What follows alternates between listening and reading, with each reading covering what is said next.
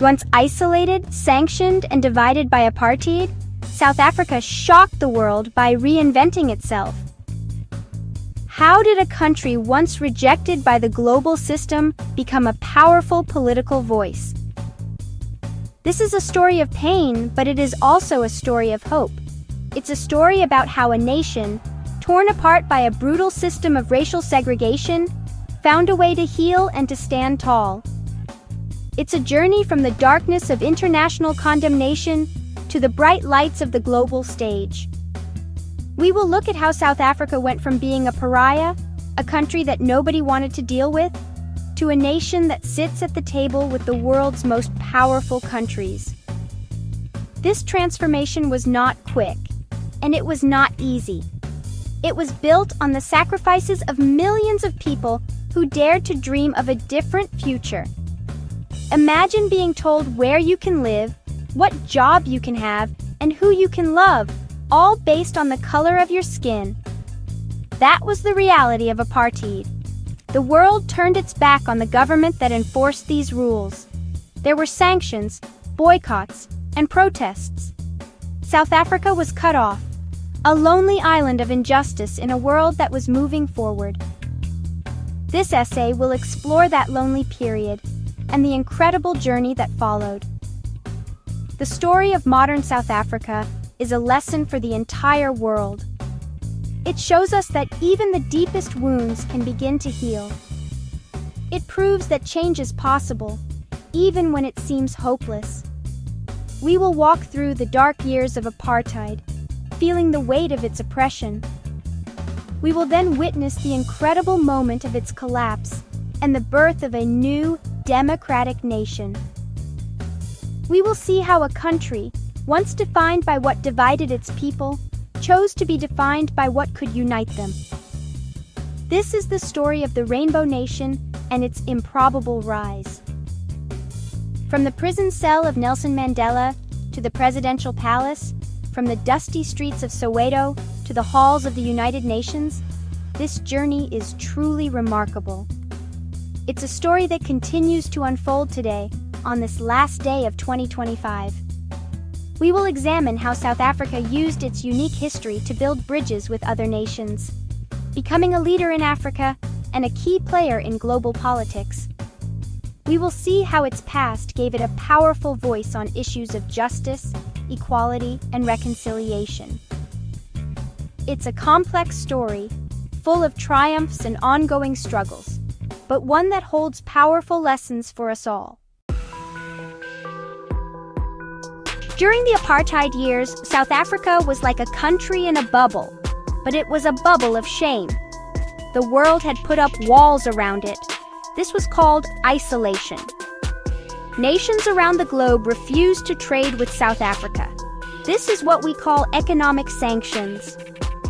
These sanctions were meant to hurt the apartheid government's wallet. The goal was to pressure them to change their racist laws. So, many products you couldn't find in South Africa, and South African products were not welcome in other countries. It was a way for the world to say, "We do not agree with what you are doing." This isolation was not just about money and trade, it was also cultural. South African sports teams, like the famous Springboks rugby team, were banned from international competitions. For a sports-loving nation, this was a huge blow. It was a constant reminder that they were not part of the world community. Musicians and artists from other countries refused to perform in South Africa. The message was clear. As long as you treat your people this way, you cannot play with us. You cannot sing with us. You are on your own. This cultural boycott made the country feel even more cut off from the rest of humanity. Diplomatic isolation was another heavy burden. Many countries withdrew their ambassadors and cut official ties with the apartheid government. The United Nations repeatedly condemned apartheid, calling it a crime against humanity. South Africa was suspended from the UN General Assembly in 1974. Imagine a student being kicked out of the school assembly. That's what it was like for the South African government on the world stage. They had no voice, no seat at the table where global decisions were being made. They were outsiders, rejected by the family of nations for their cruel and unjust system. This global pressure was a powerful weapon. It worked alongside the struggle happening inside the country. While activists within South Africa were fighting for their freedom, the world was squeezing the government from the outside. The combination of internal resistance and external pressure created a crisis for the apartheid regime. They were losing money, they were losing legitimacy, and they were losing their place in the world. The walls were closing in, and it became clear that the system of apartheid could not survive forever. The isolation was painful, but it was a necessary pain to bring about a beautiful change. To understand South Africa's rise, we must first understand the depths from which it came. Life under apartheid was a daily struggle against a system designed to crush the human spirit. The government classified every single person by race: white, black, colored, or Indian. This classification determined everything. It decided where you were allowed to live, forcing millions of black South Africans into crowded, underdeveloped areas called townships or Bantustans. It decided what kind of education you could receive, with schools for black children receiving far less funding and resources. It was a system that told you from birth that you were worth less because of your skin color. Imagine not being able to walk into a park or sit on a bench because it was for whites only. Imagine needing a special document, a passbook, just to travel within your own country. For black South Africans, this was reality. The pass laws controlled their movement, and being caught without a pass could lead to arrest and imprisonment. Families were torn apart. Men often had to leave their families in rural homelands to work in mines or factories in white-owned cities, living in single-sex hostels for months or years at a time. The system wasn't just about separation, it was about control and exploitation. The emotional and psychological impact was devastating. Apartheid taught people to fear each other. It bred suspicion and hatred between races. For the oppressed, it created a constant state of anxiety and humiliation. Every interaction with the state, from going to a hospital to applying for a job, was a reminder of their inferior status. But it also created a powerful spirit of resistance. People found ways to fight back, through protests, through music, and through acts of everyday defiance. The struggle for freedom was not just a political movement. It was a struggle to reclaim one's own humanity in the face of a system that tried to deny it. Even for those who benefited from the system, it created a society built on fear. The white minority lived in a state of constant tension, afraid of the anger they knew was simmering just beneath the surface. They built walls around their homes and their hearts. The system of apartheid, in its attempt to secure power for a few, ultimately imprisoned everyone. It created a sick society, one that could not be sustained. The human cost was immeasurable, leaving deep scars of trauma and inequality that the country is still working to heal today, even here in 2025. In the heart of this dark period, there was a powerful symbol of hope: Nelson Mandela.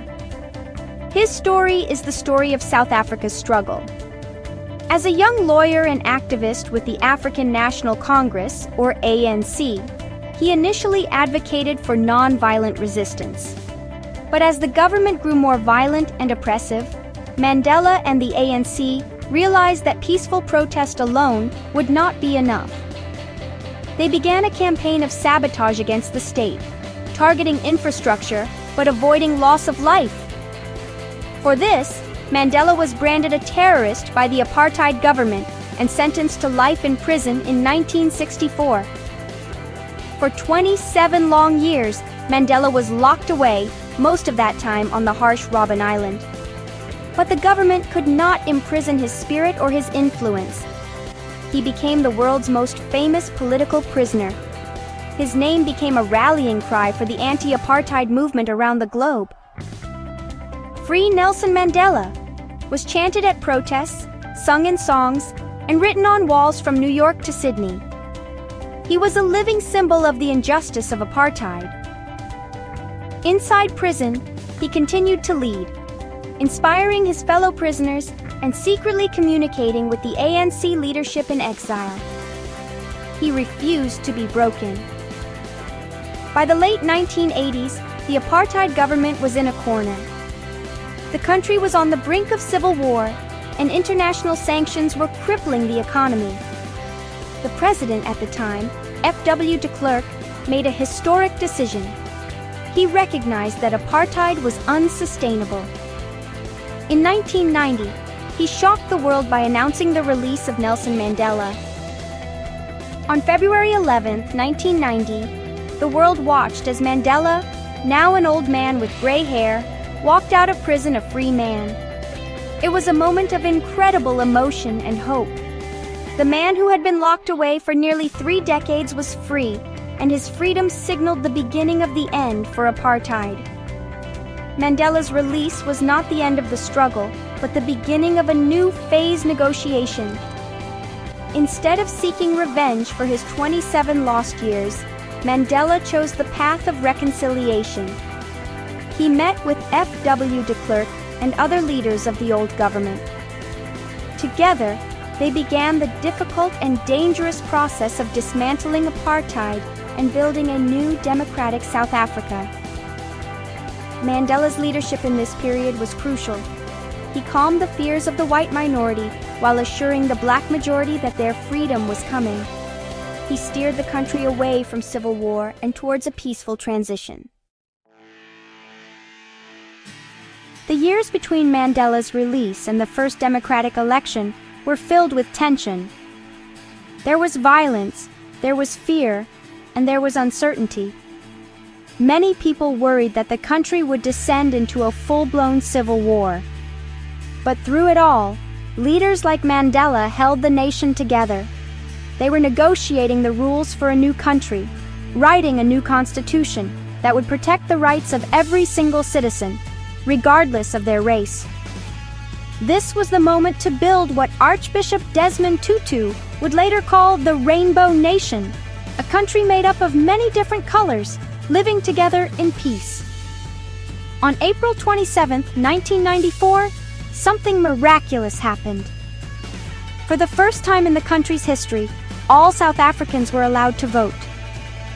Long lines of people, black and white, snaked around polling stations for hours. There was a feeling of joy and celebration in the air. People who had been denied their basic rights for their entire lives were now casting a ballot to choose their own government. It was a powerful, emotional day. Nelson Mandela himself voted for the first time at the age of 75. It was the ultimate victory over the system that had tried to erase him.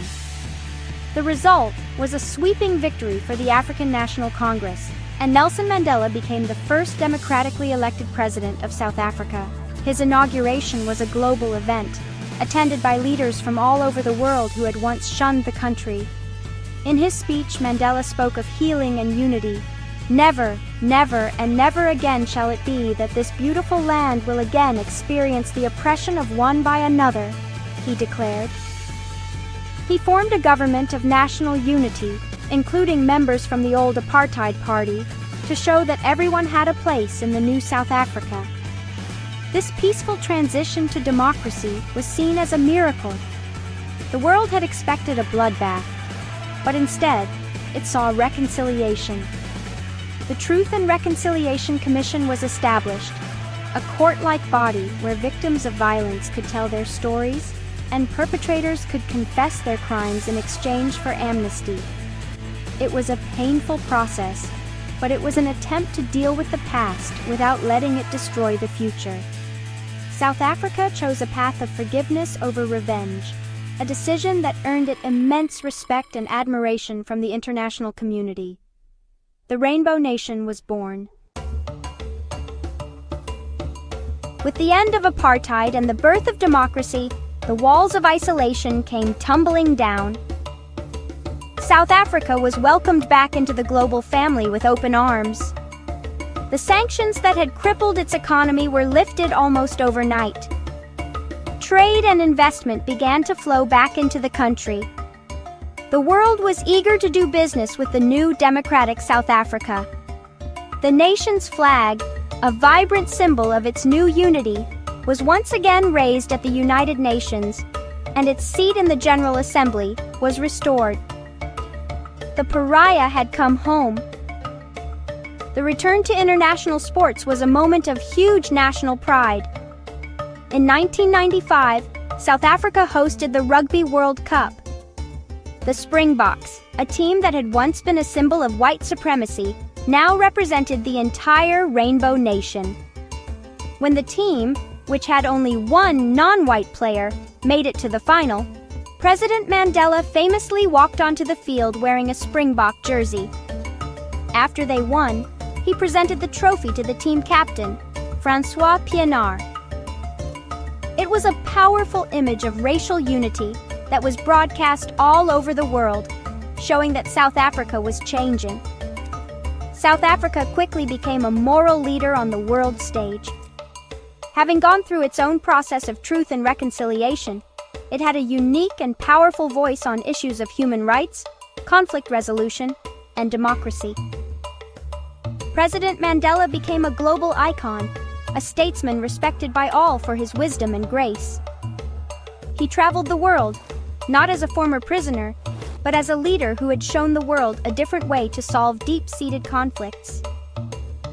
South Africa began to play an important role in mediating peace talks in other parts of Africa, using its own experience to help others.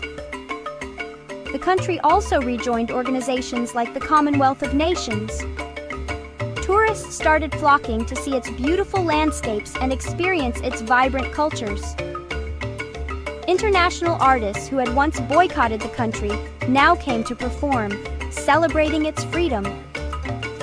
This re-engagement was not just about politics and economics, it was about reconnecting with the rest of humanity.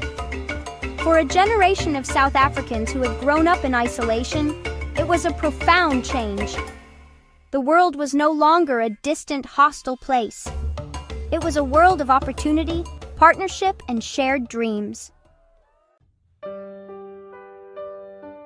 As the 21st century progressed, South Africa's role in the world continued to evolve. It was no longer just the feel-good story of a successful democratic transition. It began to position itself as a serious player in global politics. A major step in this direction came in 2010 when it was invited to join a group of major emerging economies: Brazil, Russia, India, and China. With South Africa's entry, the group became known as BRICS. This was a huge deal. It meant that South Africa was now sitting at the table with some of the world's most powerful and fastest-growing nations. Membership in BRICS gave South Africa a platform to advance its interests and the interests of the African continent. It was seen as the gateway to Africa for the other BRICS members. This role gave it significant leverage. South Africa used its position to advocate for a world order that was fairer and more balanced, one where developing nations had a bigger say in global institutions like the World Bank and the International Monetary Fund. It was a voice for the Global South, a term used for developing countries, arguing that the old power structures dominated by Western nations needed to change. South Africa also solidified its role as a leader on the African continent. It became a key driver of the African Union, an organization that promotes cooperation among African states. South African leaders have often been involved in peacekeeping and mediation efforts across the continent, from the Democratic Republic of Congo to Burundi. The country's powerful economy and stable democracy made it a natural leader. While its influence is sometimes debated and challenged by other African powers like Nigeria, there is no doubt that South Africa is a major political and economic force in the region. From being completely isolated, South Africa has become an influential middle power in modern geopolitics.